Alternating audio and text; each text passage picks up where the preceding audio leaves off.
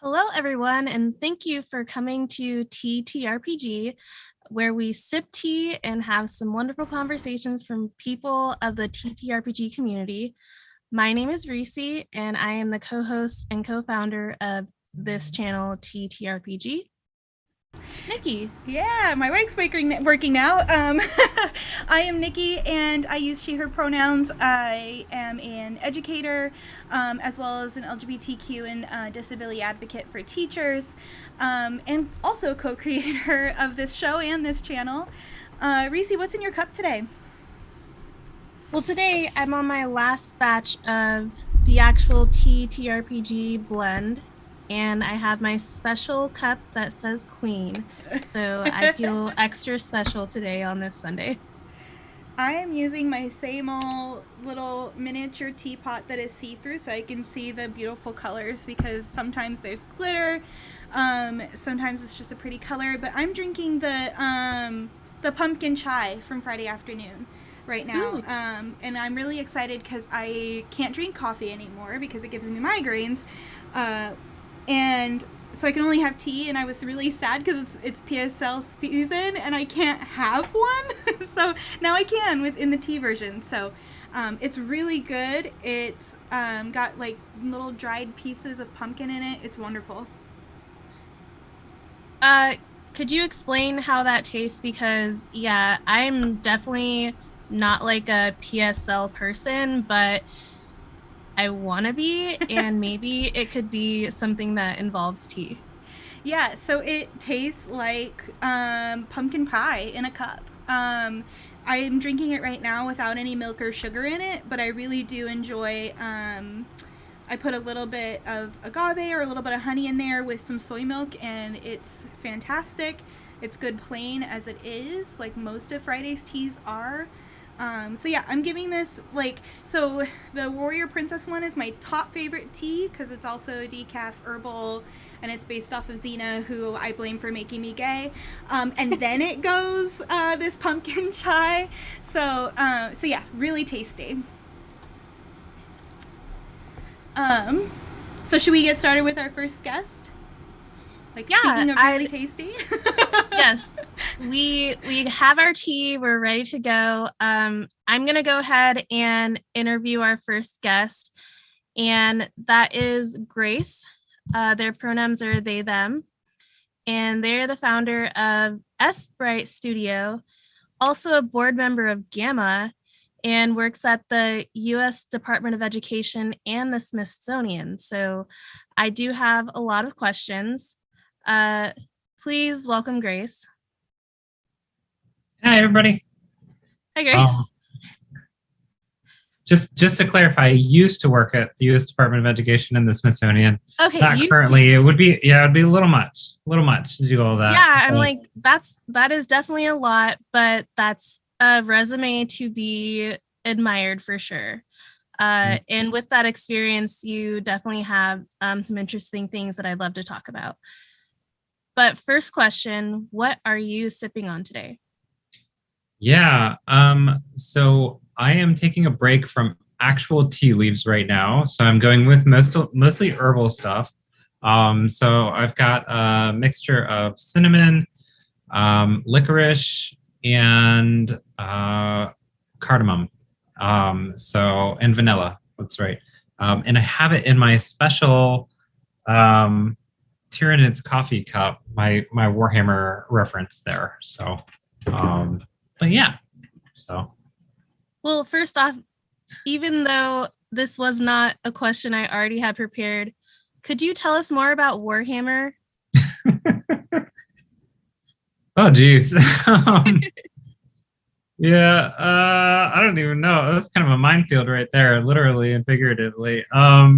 No, I mean, Warhammer's a tabletop miniatures game, Warhammer 40K, and I'm actually sitting at my modeling table, so, oh no, something just fell off. So, all these little guys that you build together and paint and all that sort of stuff. It's actually had a pretty big boom during the pandemic because all of these folks were like, hey, I can't make it to my tabletop RPG group in person. Might as well buy some plastic and paint it. while I'm stuck here at home. So I got caught up in that too a little bit. Yeah, that's kind of what I gathered. I worked at a game store for a couple years, so I would hear Warhammer be like, "Oh, you guys go to the miniatures room. I'm gonna go to like the TCG room." So I I really wasn't sure like what it was all about, like painting miniatures and the actual gameplay. Was it more like an artist thing or more like a I it want to see this on like a map type of thing?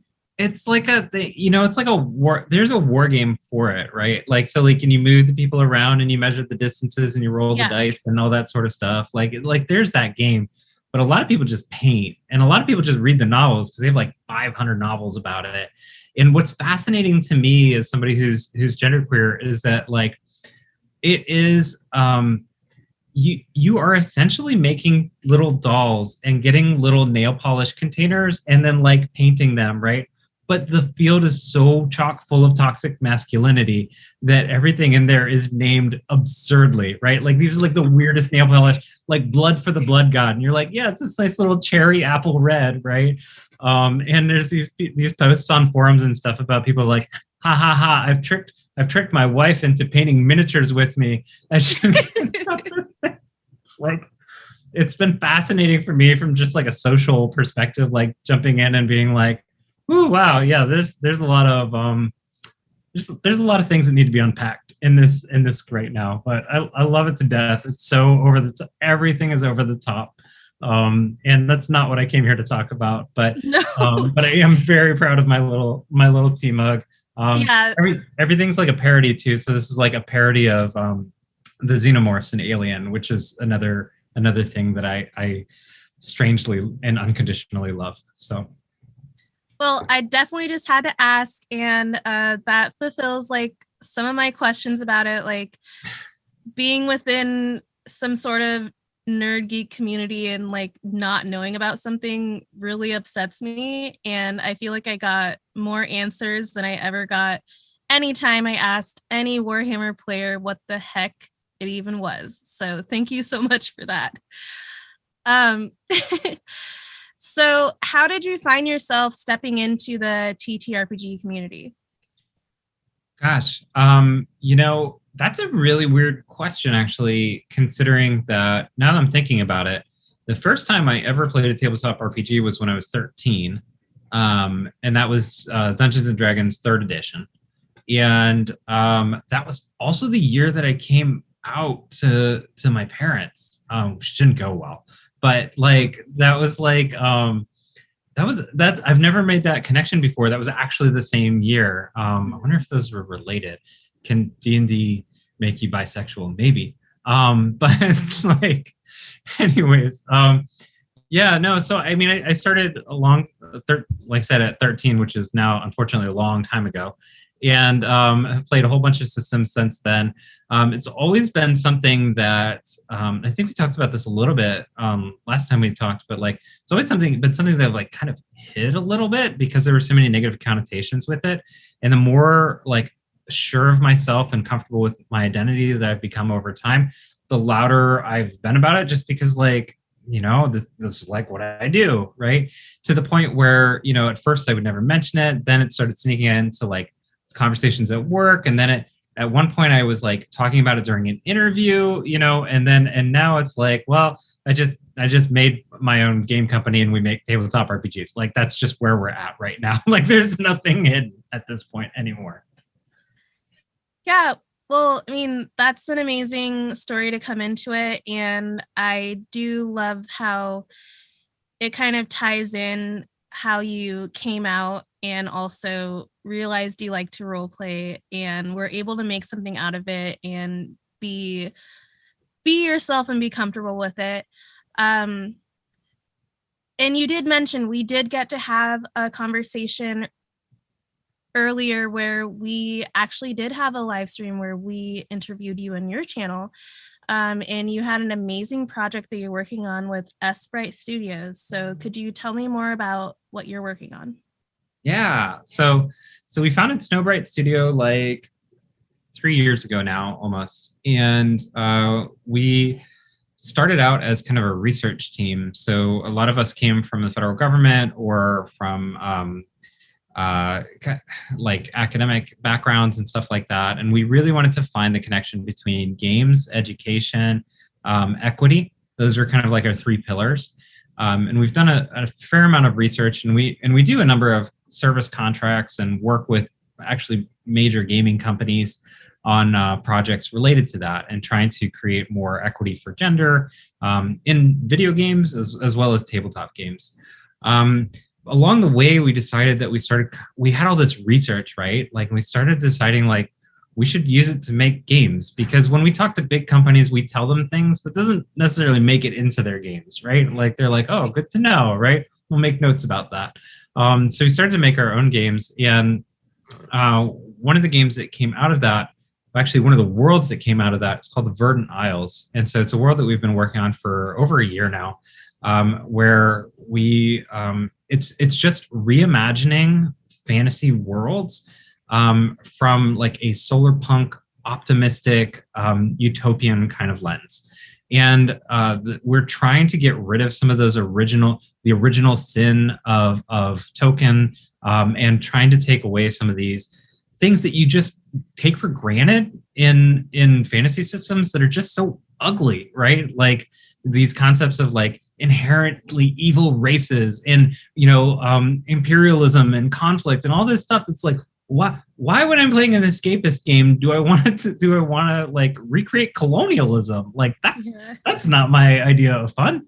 And so we try to take that and take the tropes kind of and flip them on their head and build out this world. And as we were building out this world, and we're working on a few projects set in this world, the logical outcome of that is like, why not make a tabletop role-playing game about it? So we ended up coming out with Tea Time Adventures, which was on Kickstarter last August.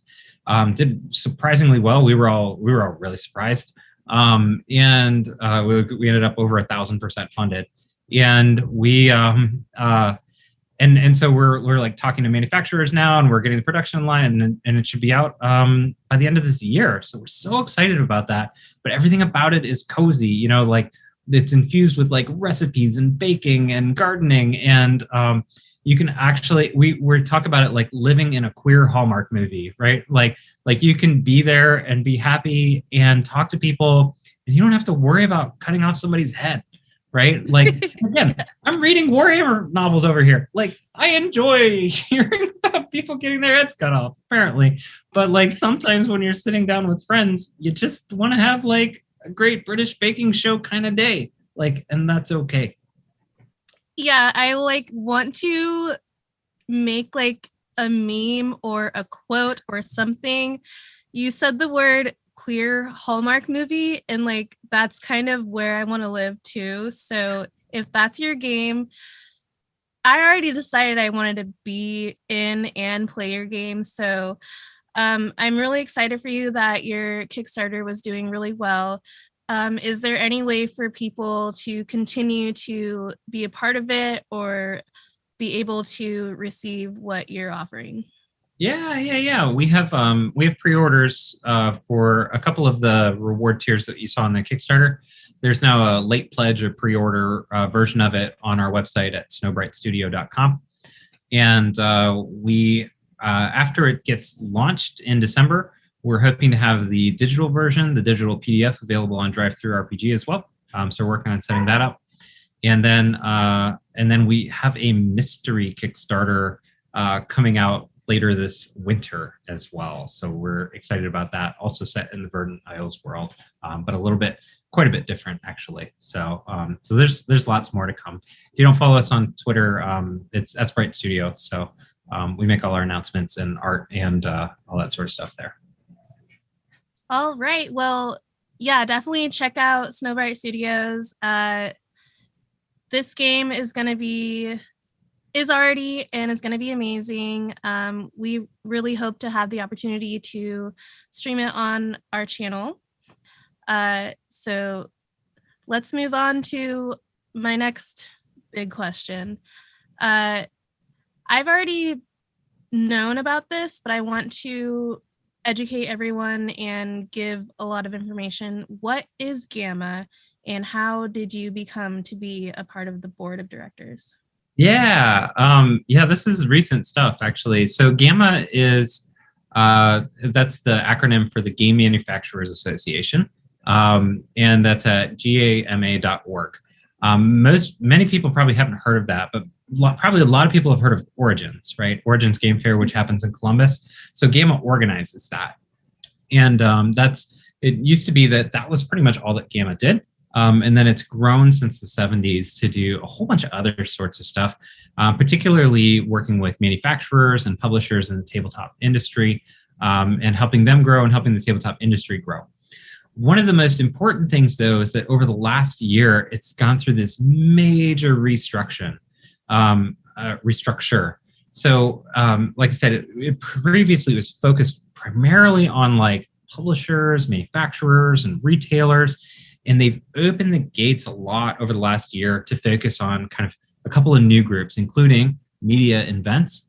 That means you all, and creatives.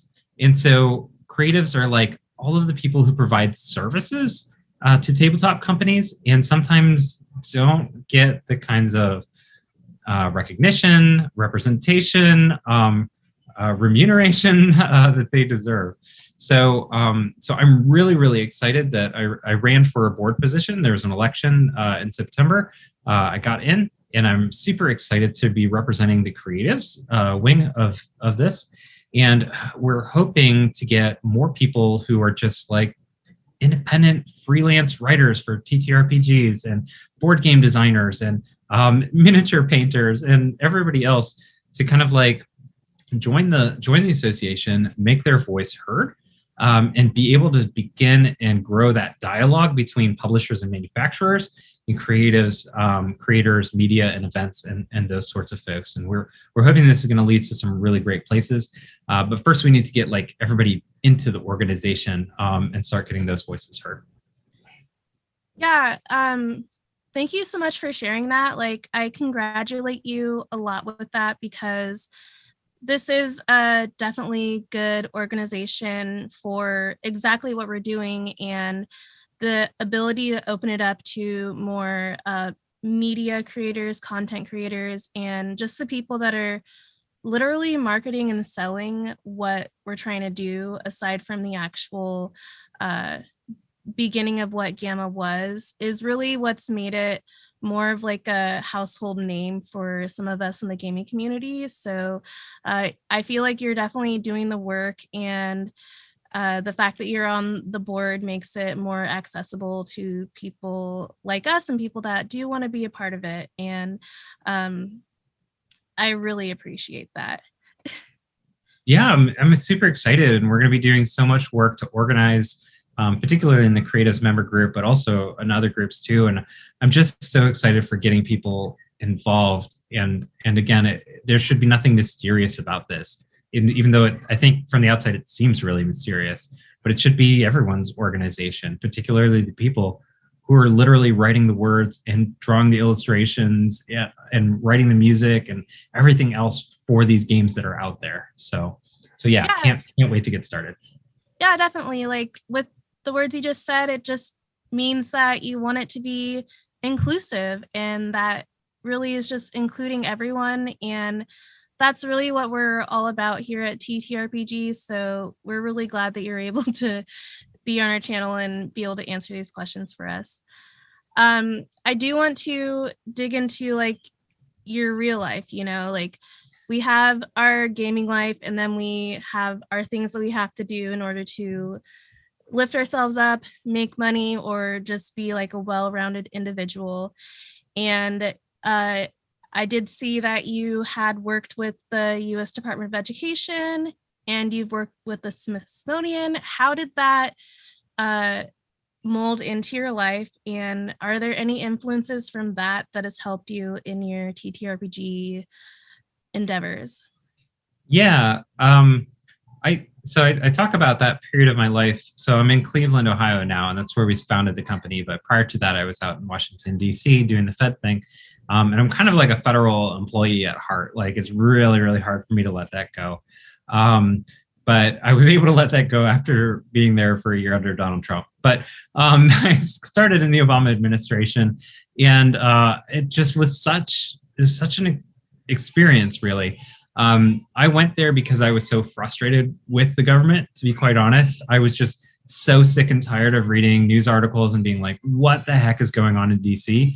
That I ended up applying to 100 different, I'm not even joking, 100 different federal jobs. I was like, anything to get me out to DC to participate in the government as a civil servant. And like I said, my goodness, I just randomly ended up at the Smithsonian Institution. And that's the interview that I mentioned where I was like, I finally was like, look, y'all, I play Dungeons and Dragons. That's where I learned most of this stuff. And they're like, interesting, awesome. Interesting. And they're like, all right, well, I guess you're the person. So while I was there, I led games for the Smithsonian and worked with a lot of museums on interactive education, including games and education. We counseled a number of different countries, including Afghanistan, Oman, a whole bunch of different folks, particularly countries who were trying to build archives of cultural representation, and talk about how you can not just put that into a box and have people look at it, but also have people engage with it and learn from it. And then it was a jump from there, literally across the street over to the U.S. Department of Education. I ended up leading games and education policy for the government, like I said, under President Obama, and then later under President Trump. And it was an experience. It was an experience. That's what I'll say. But I think one of the things that I learned the most from all of that is just how deeply, this isn't anything relevant, but how deeply the federal civil servants that serve this country care about what's going on. Like, I'm not talking about the political appointees who come and go. I'm talking about like the people who've been there for 20 years working in these federal agencies, and how little it takes to make a huge effort. And these people who are there every day. I remember I was in a room one time talking about broadband access and equity, because that's what I did, right? Like, talked about getting schools internet so that they could have access to education. And I was in the room with someone from Guam, and they're like, oh, I really wish we could access these millions of dollars of federal funds for broadband so we could build wires and cables that turn our schools onto the internet. And I was like, you can. And they're like, what? And I was like, yes. They're like, no, we're just a territory. We don't get that money. And I'm like, no, you get that money too. And so like, then they went home and built cables and gave all of the schools internet, like, because I was in the room, right? Like, and it's just those moments where you feel proud, but also you feel scared, because like, if you weren't there, right, like they wouldn't know, and these kids wouldn't have access to the internet at their schools. So like, that it's such a higher calling sometimes to like go out there and put up with it, because you have to put up with a lot, right? But when you're there and you're able to make an impact, it's amazing. And so I always give a shout out, because it's easy to get jaded with DC, but there's so many good people out there doing such great work that they deserve to be recognized too. Yeah, I definitely love your mentality with that. Like, I'm a producer for a local scholarship program, which is also like considered a beauty pageant. And I'm just like, wait, but we can do this. Oh, wait, I have the skills to do this. And maybe if it's even like above what I'm able to do as far as time and effort goes, like I would rather give back, because that's important to help a bunch of people rather than having just my own mentality of helping myself. So that completely makes sense to me, and that's highly tributable. And I just appreciate that mentality so much. And it doesn't happen with a lot of people, especially when you're working with like any type of public service or volunteerism. People would say like, why aren't you charging more for your time? And I'm just like, it's not going to be as fulfilling if I make money for it, because like, if you really believe in something, you're going to make it happen. So that's kind of what I gathered from what you just said, and I really appreciate it so much. Yeah, just being there and being able to say yes to somebody like that, it's so powerful. So I'm gonna wrap this up real quick, and I just want to know, like, do you have any upcoming projects that you would like to plug? Your social media and any websites that we can back you up on. Yeah, like I said, just we're on what are we on now? Gosh, Twitter, Instagram, Facebook, TikTok. We started doing TikTok so we could we partnered with Friday Tea, a frequent guest on this here Twitch channel. Yeah. And we started doing tea tastings on our TikTok as well. So if you want to see some tea tastings, head over there. But yeah, everything is TTRPG. Is TTRPG tea time adventures right now, and we really need to set up that Reddit. Our show and your game channel. Are cousins. I know we need to be on. We need to have a subreddit, Cozy RPG or TRPG or something. But everything's on our website right now, and we actually have an app out as well. So if you look for Verdant Isles, there's a lore app that contains a bunch of lore, a quiz, an interactive map, and all that sort of stuff too. That if you back the Kickstarter, you get that for free. So don't buy it; like you get it for free already. And like I said, we have a mystery Kickstarter later this winter that I can't promo yet because we don't have a launch page up yet, but it'll be up in 2 weeks. So we'll be excited to promo that then. Well, thank you so much, Grace, for talking with me. I'm very glad that we had the opportunity to have this conversation. I'm going to go ahead and introduce our musical guest. We have Adam the Sack. Adam makes songs about science, math, language, and Star Trek. So please welcome Adam. Hello, everybody. I love that on this show you have people doing important things with like equality and representation. And then you invite goofy musicians on who write things about like sci-fi and like fart jokes. Like, are you okay with this? Yes. You have to have comedic relief in between. Okay. Actually, our first musical guest made everybody cry. Like everybody, sang a song, like beautiful voice. She looks like a literal angel. And she sang about a breakup and just made everybody cry. So only fart jokes from here on out. Yeah, okay. And TTRPG is literally like kind of all of the above on a multiple choice question. So you're part of all of the above. Okay, all right, great. I just wanted to make sure. I was like, the tone is about to shift. You're all okay with it, right? Let's do it. We need a laugh or something to make us feel good. Okay, that's great. So yeah, I've opted for this is not fancy at all. I hope that's okay with you. At the last minute I was like, I need some throat coat. So this is not technically from the tea plant. It's just some herbal stuff to make me feel better, and that's all that matters. Doesn't have to be fancy to be good or important. Yeah, it's all about that self-care specifically for your throat. So if you're okay, are you okay with something goofy? Actually, wait. Okay, you're okay with goofy. You know what? Surprise us! Don't surprise!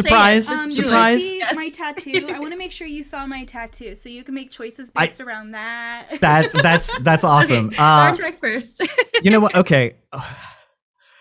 Okay, all right. No, I was gonna do one song, but you've made me shift gears, and that's fine. That's totally okay. Let's see. Yep. Okay. So this is about the Voyager episode, the Voyager, Star Trek Voyager. Lieutenant Tom Paris has a favorite holodeck program, which is an old like sci-fi show from the 50s converted into a holodeck program. And he loves this sci-fi thing so much that I was like, this is a little too meta. So I'm going to write a song about it. Here we go.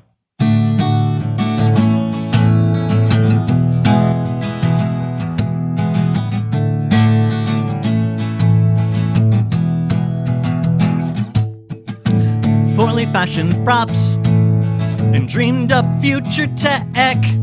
Their budget's kinda small.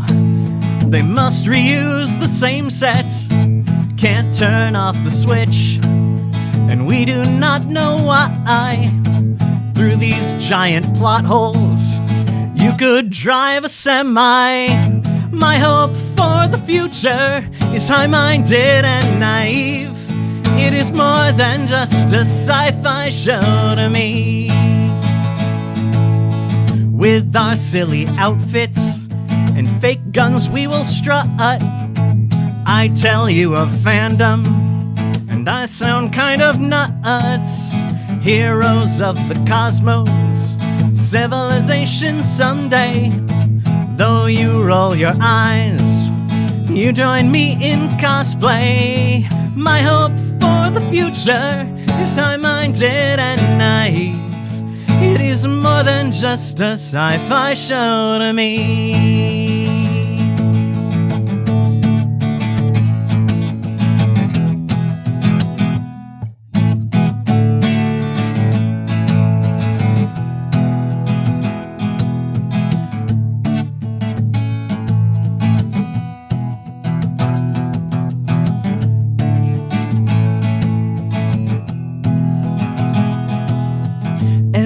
Episode, this I must confess, has got me riveted. Despite some sexist BS, you're no damsel, no. You shoot 'em and destroy it. If I did not so better, I'd say that you enjoyed this episode. My hope for the future is high-minded and naive. It is more than just a sci-fi show to me. My hope for the future is high-minded and naive. It is more than just a goofy, cheesy, so sublime, aspirational product of its time. More than just a sci-fi show to me.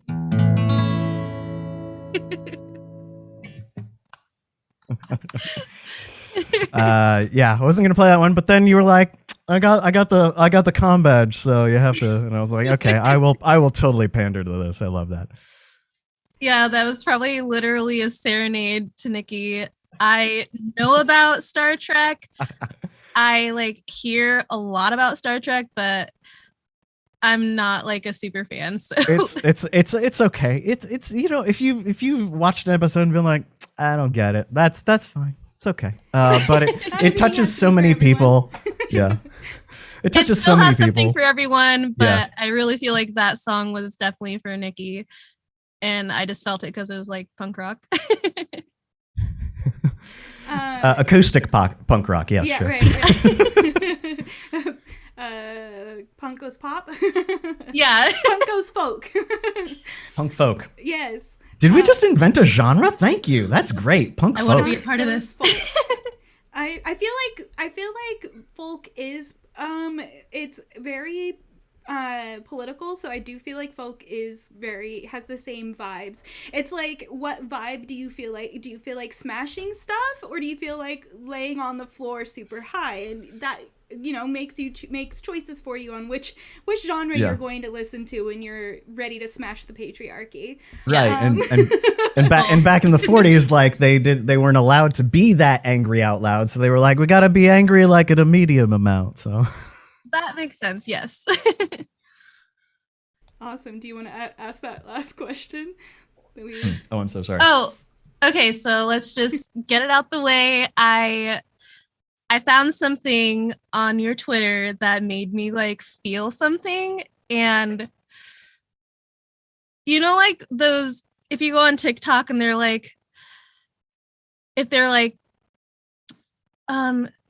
who was the first person to pee and how did they know that they had to pee type of thing?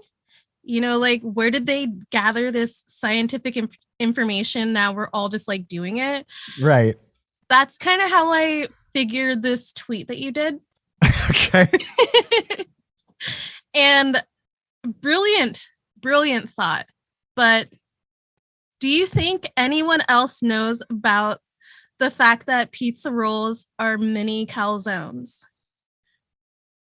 I'm gonna let everybody sit with that.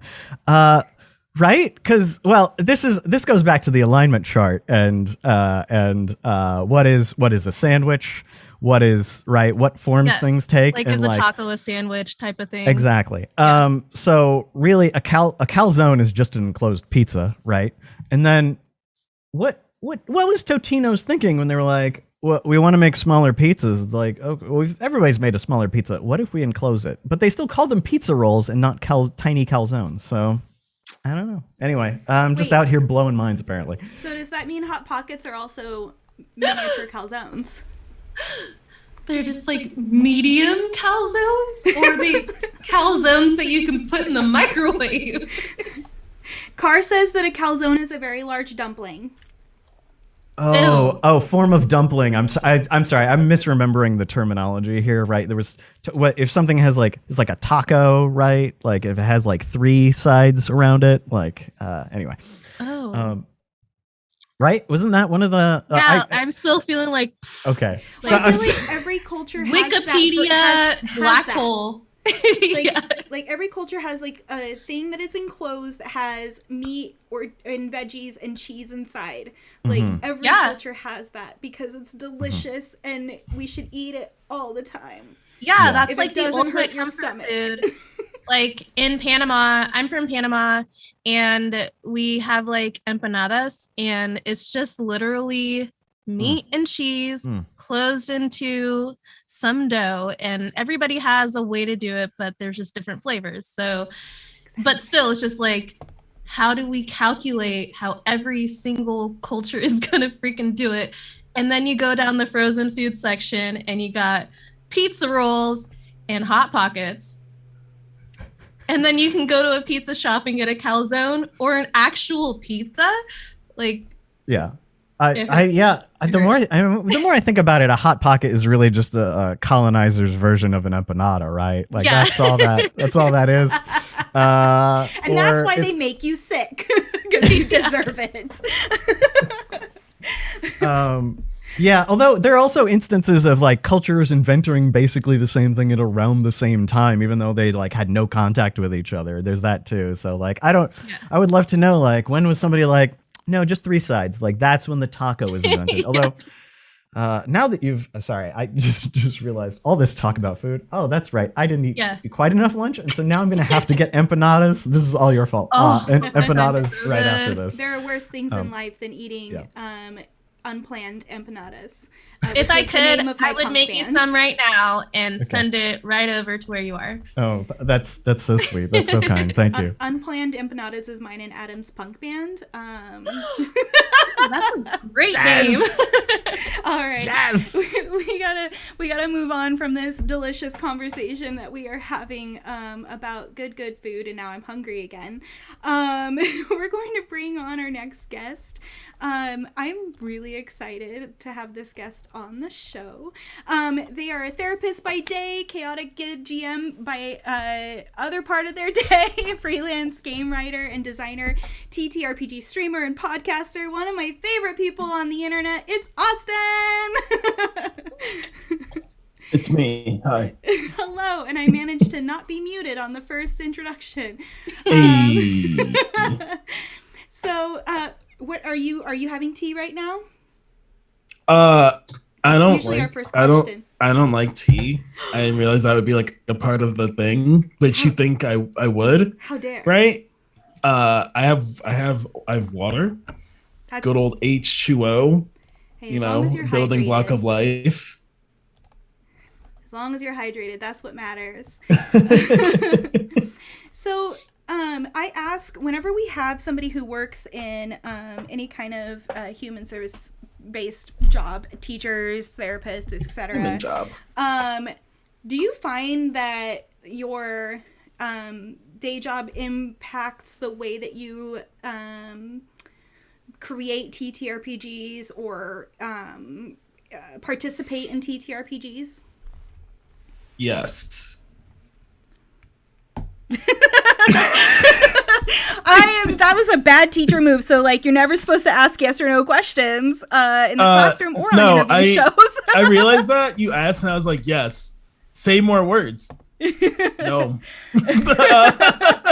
This is how we learn. You ask a yes or no question. No. Yeah, it definitely does. Say more words, because I'm curious what you're interested about me saying more words about.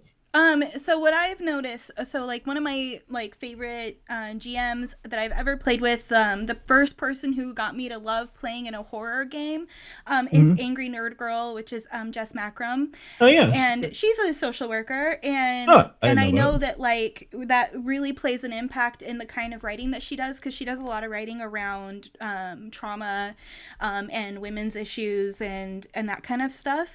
And I've never been able to. So I played Bluebeard's Bride with her, and I've never been so comfortable being creepy about violence against women, which is like not a sentence I ever thought I would say, but it was a really interesting way to like explore trauma in a safe spot. And I'm just curious if that ever comes into your writing. Yeah, I would say it does. My big thing is every game I'm on, I try and put in some sort of resiliency tracker, because I think it's an interesting concept. There's a game I'm on now where I think we're gonna put that in. So that's like my big thing is like, what if we had a resiliency tracker? That's like every meeting I'm in when I'm on a game, like, what if there was a resiliency tracker? So I think that there's a game I'm on now that we're going to use it on. So I'll stop pitching it to every game, because then every game will be like, well, we'll be like that one game you're on. I was like, yes, you're right. So I think stuff like that is pretty interesting. And that's like a 1-for-1 from like what I do for my day job kind of situation.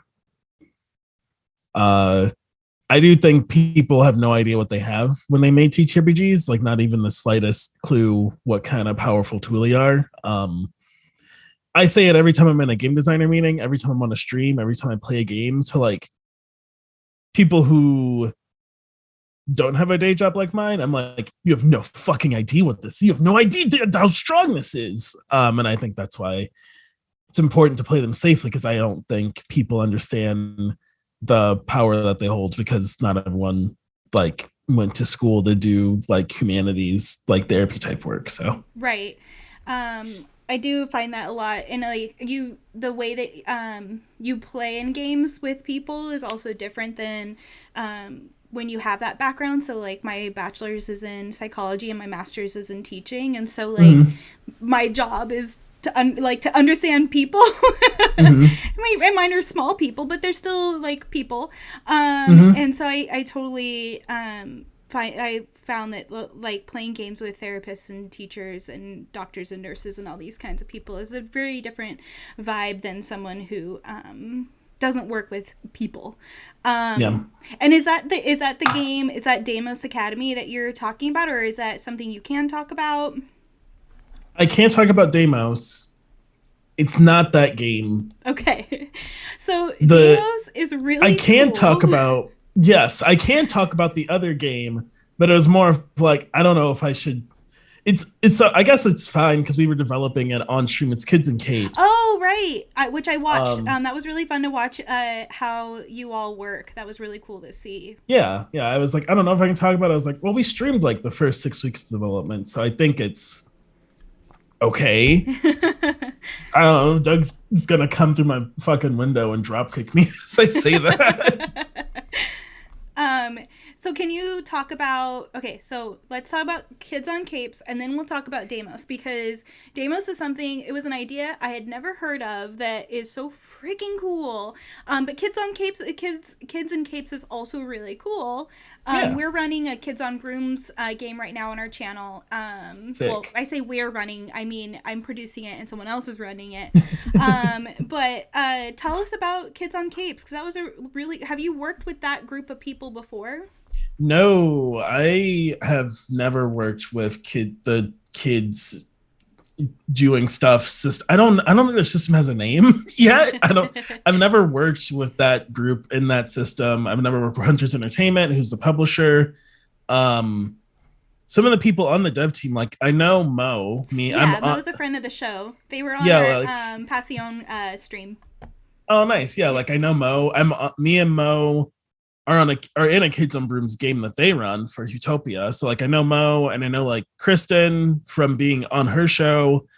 They've never made stuff with like made a game with those people. So it's been pretty cool. Yeah, it's been a fun time. Yeah, so it was like watching a round table of a group of writers. They streamed it, and it was like super neat to watch and see how the process worked, and to see that it wasn't like it was accessible as well, because it wasn't like because you were using Google Docs, and so it just felt like It was it was felt very weird to accessible. stream it when they're like, we're gonna stream us making a game, and I was like, does anyone want to watch that? And it's not done. Obviously, it was only 6 weeks, but I was like, who's gonna watch? For like I think it's like one of the more populated streams I've been on, which is super weird. I didn't think any. I was like, I don't know if I would watch people make a game, but I guess I make games. So I guess if you've never made a game, Well, I think it's about, so like if you go to a con and they have like workshops for and panels for people who want to be professionals, and so it's like being at one of those workshops and watching. Some of us learn by watching, and some of us learn by doing, and some of us do both. And so being able to watch other people that we consider experts in the room go through their process and show us what they do, and you get either you learn a lot of tips and tricks you want to use, or you learn what your own style is, because you're like, okay, that worked for them, it's not going to work for me. And I think that's why people wanted to watch it. That, and y'all are just entertaining people. It was just really fun to watch all of you interact with each other. Now let's talk about Deimos, which I'm so pumped for. So as a person who's newly into horror and who loves like magic schools but has gotten away from, a certain franchise, and loved paper dolls as a kid, Deimos, I can't wait till the Kickstarter starts so I can back it at like the highest level possible, because it looks so cool. So tell us about it. yeah. So Deimos Academy is a GM-less horror game. So you and your buddies, whoever you're playing with, are playing as adults who went to this academy and are coming back for your reunion, but it's not a reunion. Ooh. Something hinky's going on. Yeah, so it's a horrorless. Wow, it's a GM-less horror game. And so it's like this is a school that there's an ad lib in the beginning where you like kind of build the school out with all the players and kind of set the tone for what is the creepy thing going on. It was interesting when we started making it. So I've never really played GM-less games. I've never really been a big fan of GM-less games, because I find that what always ends up happening is someone kind of becomes the GM and like keeps things orderly. Yeah. Very similar to like board games that are like maybe like a bigger legacy game or something. Like when you play, I can't think of one besides Pandemic Legacy. Pandemic Legacy, like no one runs it, but someone runs it and keeps track of everything. I'm gonna hide now because I'm always that person. Exactly. Like I'm like, okay, GM-less, we'll see. But every time we've played it, it's been great. It feels a little like I'm like running it, but I'm also the designer and it's not out yet. So in a play test, everyone else doesn't know anything. Right. But it's been a lot of fun making it. I've been very lucky to be working on it with Amanda and Banana, who are both extremely talented and way more veteran status in the field of making games than I am. Is that Banana Chan?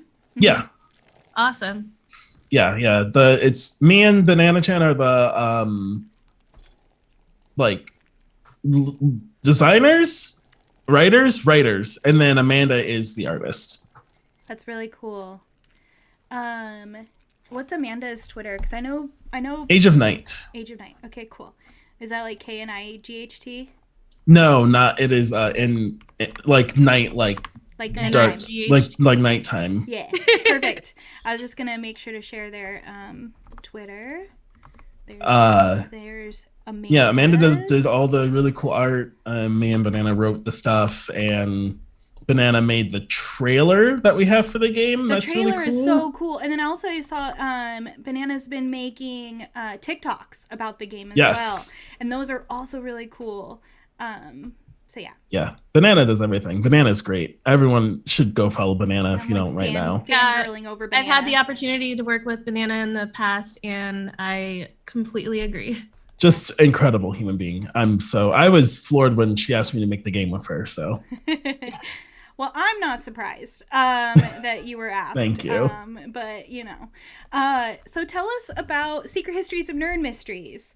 So I want to hear, like, tell us about the people you're working with on that, what the process is like. So I hate sleep, and I also am a podcaster. I decided, what if I had a day job and an afternoon job and a night job and another night job?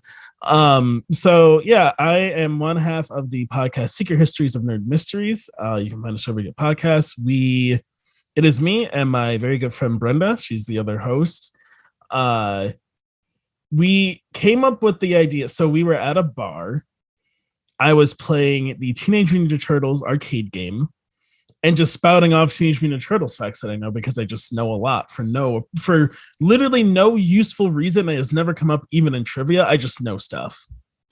And then Brenda knew a lot about the cabinet itself and like arcade stuff.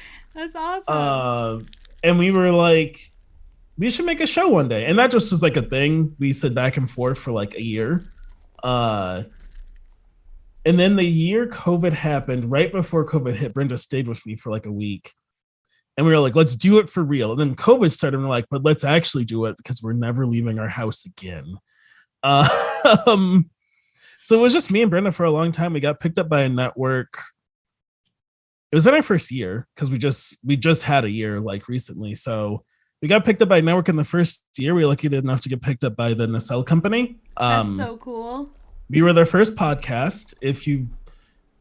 Nacelle Company sounds familiar. They made the Netflix show Toys Who Made Us and Movies Who Made Us. Oh. They just did a Disney Channel. Awesome, that's so badass. I'm old. Disney Channel? Disney Plus. How am I friends with you? Like it's wild to me. It's wild to me.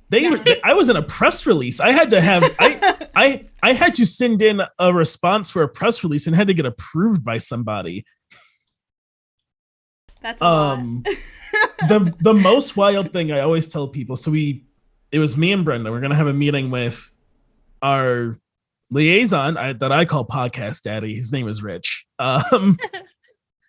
It was us, him, someone from the Cell Company, and then I didn't notice the Cell Company's parent company is Sony. And so like Sony was also in on the meeting to like grill us and make sure we knew how to be in the network. And so like it was like this. They're like, Rich, the Cell Company, Austin and Brenda, Secret History of Nerd Mysteries. There's someone from one of the other podcasts on the network, whose name I've forgotten. And then like Sarah from Sony. And I'm sitting there straight face, and I take my phone out very calmly and text Brenda, I'm sorry. Did we know that Sony was technically gonna be our mom? And Brenda, no. Okay, just making sure. I'll keep a cool head on though. Yeah, it's very wild. We didn't realize we're gonna be their flagship show. They've been great to us. They've made trailers for us without us asking, like, of our show. We run ads now that they just put in for us. We don't like talk or anything. They run ads of our show on their other shows. They've been absolutely beautiful network because they don't bug us. We own the show. They're like, you can say what you want, you can make episodes when you want, just keep doing what you're doing. So that's so cool. I realized I didn't talk about what the show was. Right. I mean, you told us. I'm so sorry. No. You are not. Do not apologize. This is a show hosted by two people with ADHD. Like, Yes. we fully, like, do circles. Like, we're like, wait, what were we talking about 2 minutes ago? No one can remember. And so, like, never apologize for two things. One, talking about your special interests. Like, you do not have to explain to us why you know so many facts about Ninja Turtles, because I'm sure, like, we each have our own special interests that we know everything about. And two, never apologize for getting off task. So so you talked about, like, she knew a lot about the game console, the game thingy itself, which I feel like would be Car would know everything about how mechanically it works. And then you knew all the pop culture stuff about Ninja Turtles, which would be me. I would know all that stuff. So tell us about what the show is.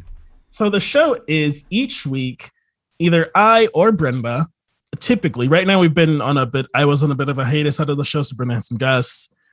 Brenda was out this week, so I had on guests, but typically it's me and Brenda, and then one of us brings a topic. We switch each week. And then the last week of every month, we do a movie review where we both watch a movie and talk about it.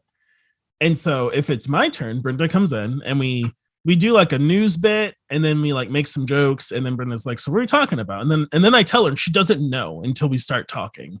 But I have done a bunch of research and like gotten ready to like prepare a topic. So the last topic I did before I was on break from the show for a month was the History Natural Girls. So I did all this preparing. Brenda just showed up and we just talked. If it's Brenda's turn, same thing. And so that is like the flow of the show. We found it would be fun because then it feels very natural instead of us both researching and like trying to dish out who researches what and making notes and that kind of thing. We are very inspired by there's an older podcast, it's not around anymore, but it's still great to go back and listen to, called Nerdificent. And that was Iffy Wadaway and Danny, I forgot Danny's last name. Anyway, it starts with an F. Their podcast was Nerdificent. It was really cool, and they were two like nerdy people who just like talked about stuff, and they always had a guest, and they like did research and would talk about the thing. And I was like, what if it's like that? But we can't be their exact model, so let's be different. And so that's how we made it different. That's awesome. Well, and so what I was thinking is it reminds me of like a geeky stuff, The Dollop. Have you ever listened to the Dollop podcast? I have not. Okay, it's great. It is two cishet white dudes, but it is a history podcast where they punch up, not down. And so basically it's two comedians, and one does all the research and the other has no idea what they're talking about. Like, fully, it was 30 minutes in on their Harriet Tubman episode before Gareth realized that it was about Harriet Tubman. And it's such a good podcast. And it just talks, like, my favorite episode is about Rube. God, what is his name? I don't remember his actual name. They just called him the Rube.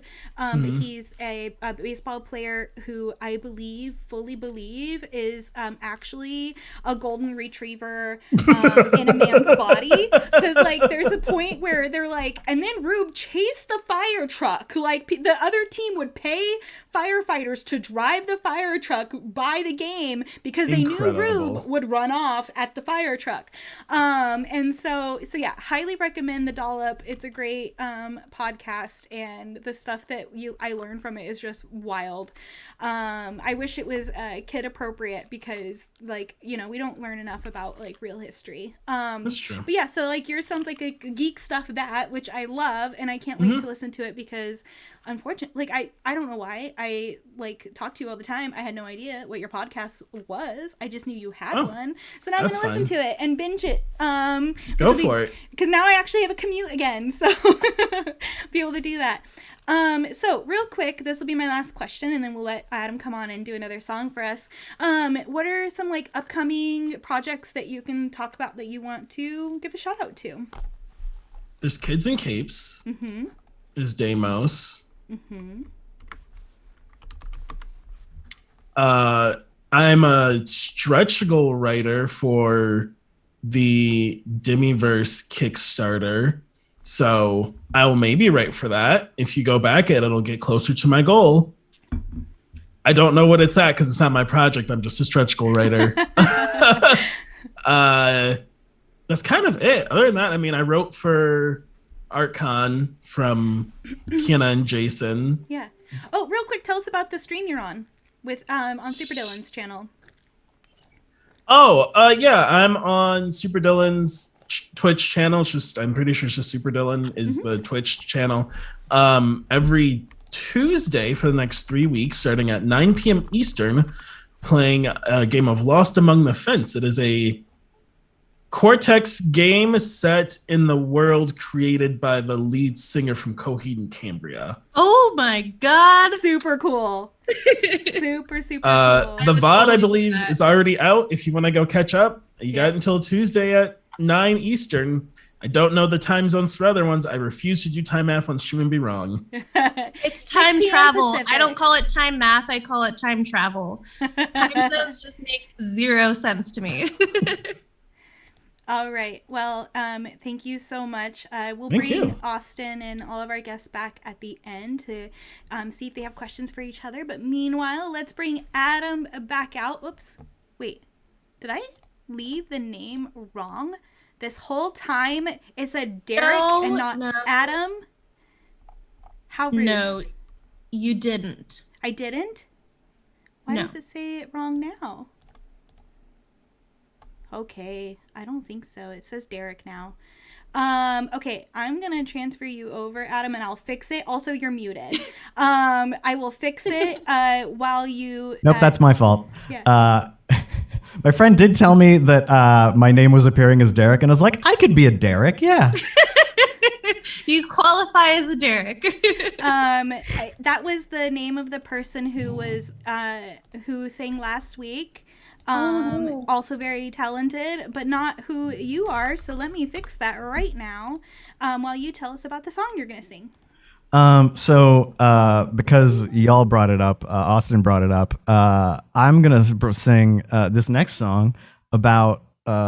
this isn't specifically about the Teenage Mutant Ninja Turtles arcade cabinet game, but it is about all co-op 4-player cabinet games. Here, this is called Your Life for Mine. Okay.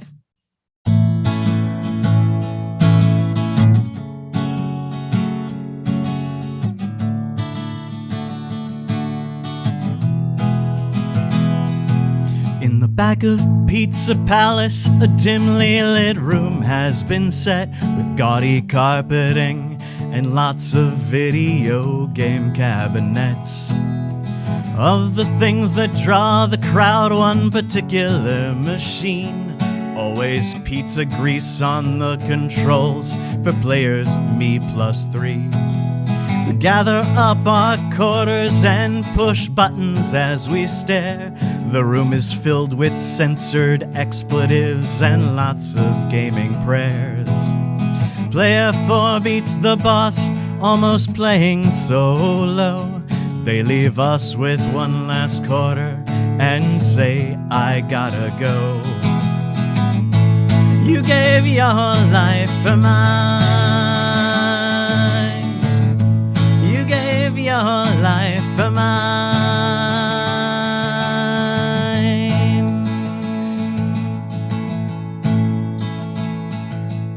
We are one player down, but we will soldier on. We continue feeding the machine as characters respawn. Player 3's quarters were down and close to a loss. They said, don't worry, I got it, and finish that enemy like a boss. You gave your life for mine. You gave your life for mine. One last quarter, time by time. You gave your life for mine.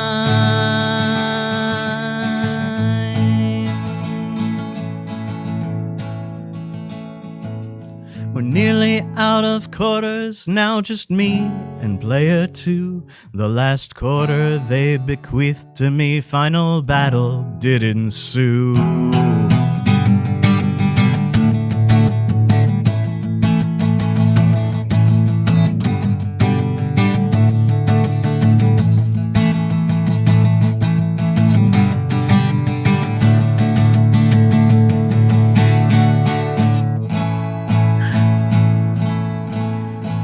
We watched the credits roll, we were proud and virtuous, but the victory was not mine, it belonged to all of us. You gave your life for mine. You gave your life for mine. One last quarter, time by time. You gave your life for mine.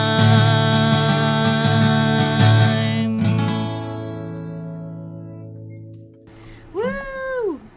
If you like me, you can find more of me there. All right. So thank you to Ryan for kicking off Hype Train. Super cool of you. All right, so let's bring everybody back. Make sure everyone in the right window. Yes, I do. All right, we'll bring everyone back. Austin stepped away for a moment, but oh, there they are. And before I leave it, I let you all ask each other if you have any questions, which it's not your job to have questions, so if you don't, it's totally okay.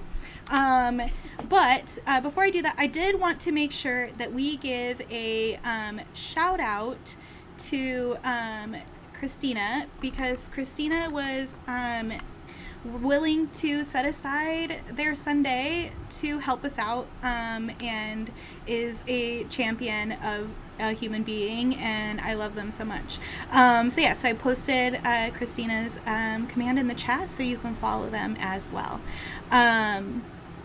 So did any of y'all have questions that you wanted to ask any of the other people who came and visited with us today? Austin. I don't have Austin. Okay. I have a question. I just want to Oh, say I'm sorry. No, go right ahead. Your songs are very good. Oh, thank you.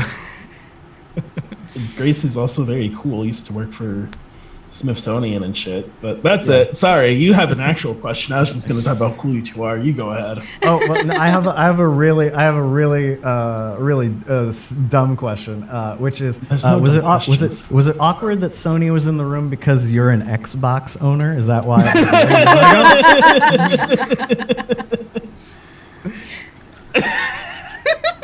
It's a really good one. And if you like sign NDAs or whatever and you can't tell us, that's okay. The laughter is enough. No, I actually haven't signed a single NDA. The only thing I signed is that we would be on the network.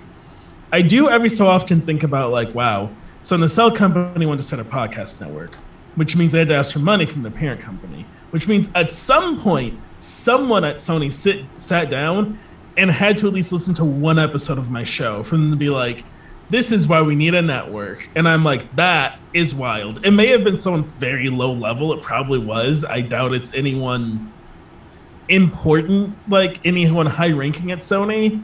But still, someone at Sony had to listen to at least one episode of my show and go, yes, Nacelle Company, here's money for a network. But yeah, yours was very, very good. That's awesome. Anyone else? Grace is still here. I have a question about. So, you technically did work for the government, but as a civil servant, yes? Yeah, anyone who works as a federal employee is considered a civil servant. So, Okay. And then you're broken out into career employees, which do not change with administration, and political appointees, which do. Okay. This is a thing about like towns where like this is a thing about towns where like one specific thing is like so prevalent. Like you go out to LA and when people say, do you work in the industry? Yeah. They mean the entertainment industry. Or if you go to like Houston, it's like, do you work in the petroleum industry?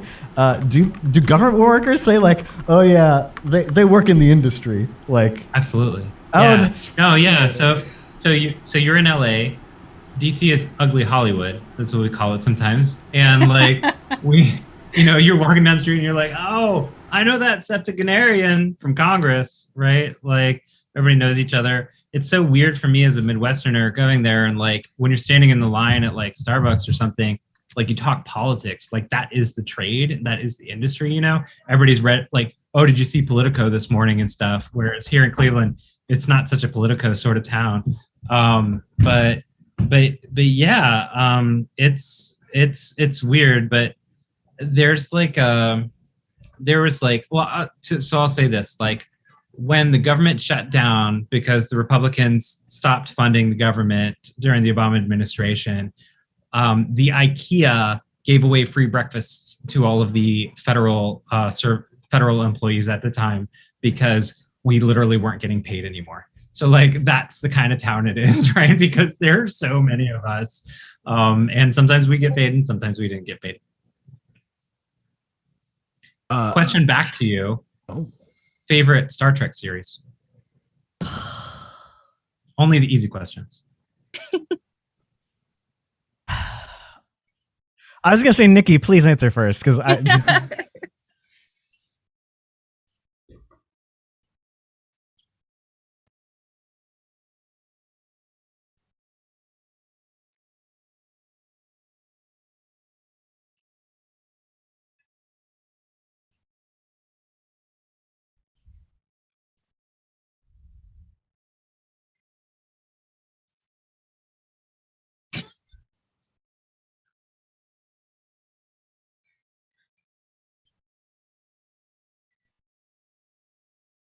Y'all heard me. Anyway, Deep Space Nine is my favorite.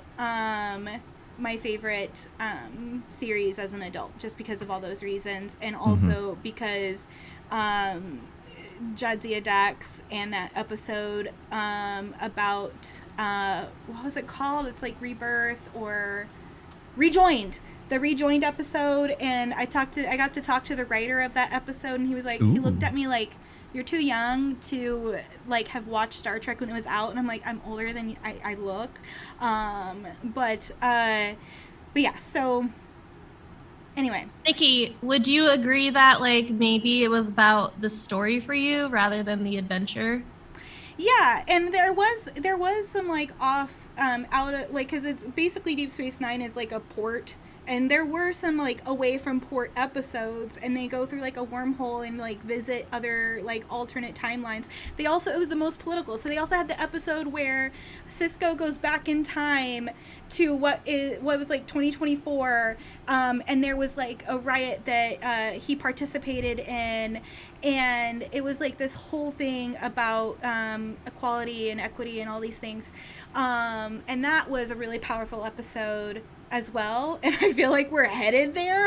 Like what's happening in our real world is really lining up to what happened in the history of Deep Space Nine. So I'm a little scared, but also I hope Cisco comes back and helps and saves us all. But anyway, so that's my feelings. I have a lot of feelings about Deep Space Nine. The baseball episode always makes me cry. Yeah. Oh my God, we're at 90% on a level 5 hype train. This is the first time we've ever had a hype train. Woo! So thank you so much to everyone who's been participating in that. Do we just have to keep talking about Star Trek?